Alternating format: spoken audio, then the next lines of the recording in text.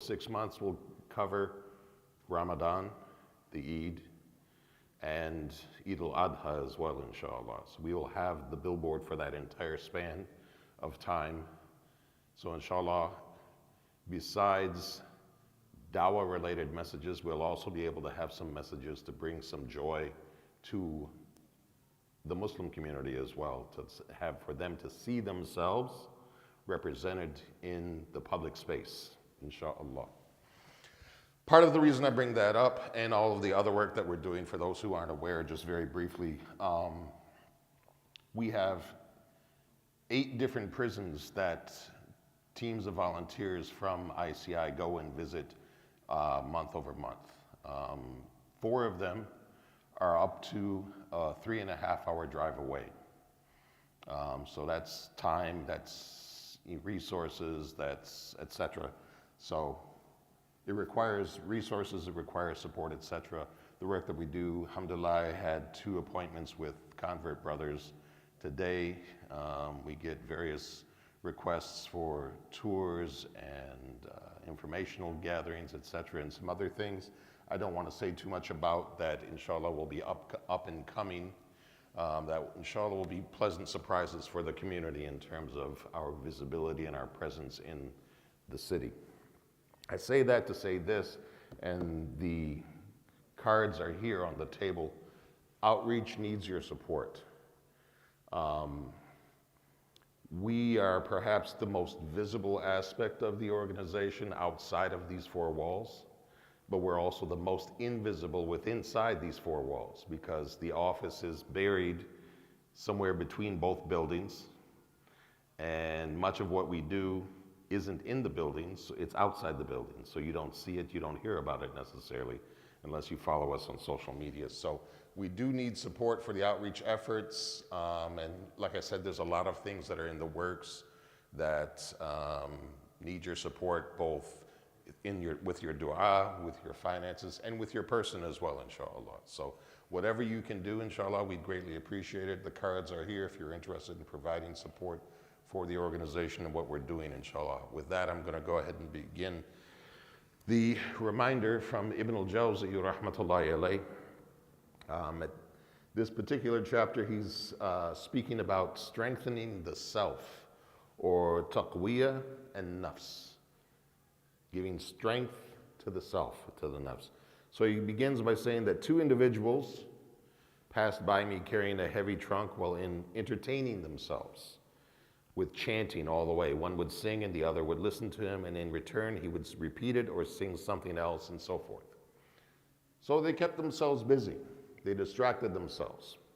He continues, he said, after I thought about this and what they were doing, I realized that if they did not do that, they didn't behave the way that they were doing it, the carrying of the heavy trunk, it would have been very, very difficult for them. It would have been much more difficult than it was because of their lightening the load with their frivolity, their lightheartedness. So what they did brought them some ease along the way. Having contemplated the effort, that made me understand that each one of them gave his attention to what the other person was saying, while focusing on what he will say in response, thereby making each one of them overlook the heaviness of what they were carrying. They distracted themselves from the heavy burden. Now he gets to the point. This made me astonishingly conclude that as mankind, as we, are ordained to fulfill difficult tasks. We've been given responsibilities, and the responsibilities aren't necessarily easy.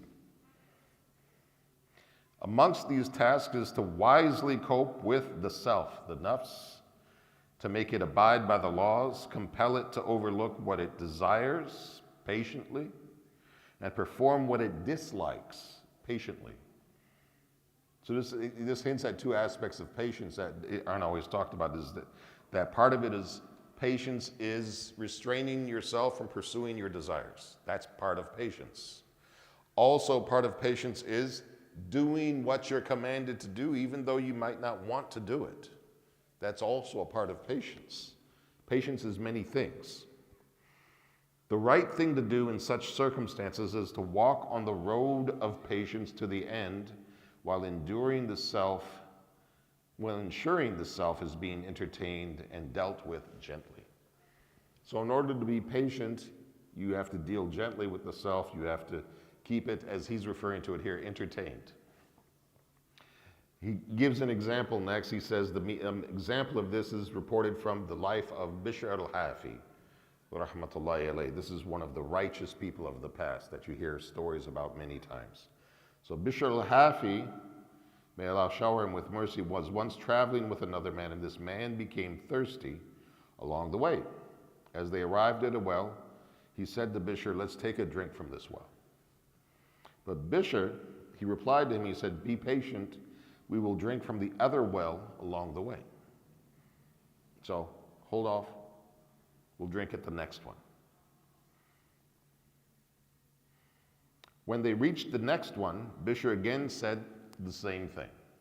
Be patient, we'll drink the next one on. So he kept doing this with him until they reached their destination. At the end, Bishr said to the man, he said, "See, this is how the life should be passed. Life of this world should be passed, is with patience." Now, one thing about this story, as with many of the examples from the Salaf that you'll find in these regards, there, from a certain angle, you could say that it was a little extreme. But from the angle of themselves and what they're accustomed to, what their personality and their nature is like, it would be appropriate, very appropriate.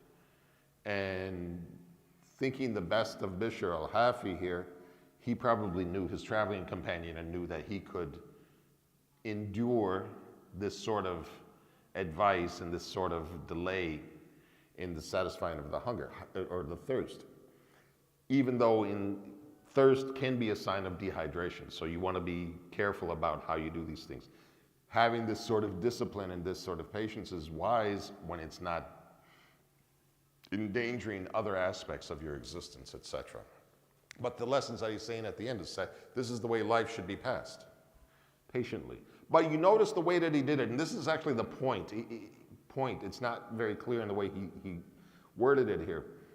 The point of what he's talking about in terms of this entertainment and this being gentle is, notice the way Bishr was dealing with him.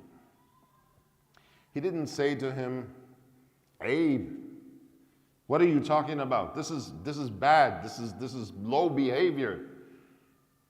You know, browbeating him, making him feel badly, dejecting him, beating him down. He was very, very gentle. He's saying, "Let's wait until the next one." Not saying, "Don't drink until we get to our destination." That would have been very, very difficult. But he kept just kind of urging him along gently, little by little. Not all at once, but little by little. So with a lot of gentleness, with a lot of compassion, allowing him to get to a destination that he might not have reached in terms of restraining his thirst if he had been told, "Don't drink until we get there." And so he continues with another example. He says, "Whoever understands this principle will entertain, encourage, and handle the self, the nafs, gently with good promises about what awaits it in order to patiently conform to the commandments ordained on it."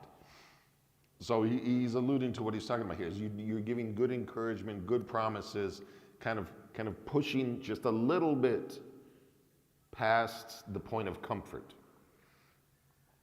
And the important thing to understand here is that what he's alluding to is these good promises is of what awaits us in the akhirah, inshallah. That this is the wise person, they understand that what they're dealing with in the dunya, if we keep, as they say, our eyes on the prize, having patience is easier if we're constantly reminding ourselves with what the end goal is, or what's awaiting us if we exert patience in that particular moment. And we gradually, gently remind ourselves with that, or gently remind others with that as we go along. Not, as we said, being very stern and very harsh in the way that we do it, with ourselves or with others, but being gentle and reminding with the good things that await, using positive reinforcement and encouragement to drive a person forward past their point of comfort. You don't push them so hard that they break. This is, and I find this, I often revert to these sorts of examples because of my time spent in coaching and physical efforts and things like that in my youth. When you're training someone, part of the philosophy around training someone in an athletic event, for instance, you don't necessarily beat them and break them as part of the training process. What you're doing is you're constantly doing this. You're pushing them to move a little bit past their point of comfort. You don't push them too far, because that's when injury can take place. If you don't push them at all and they never achieve even a point of discomfort, there's not a lot of actual growth that takes place. In order for growth and development to take place in athletics or in physical matters, you have to push slightly past your point of comfort, but not too far.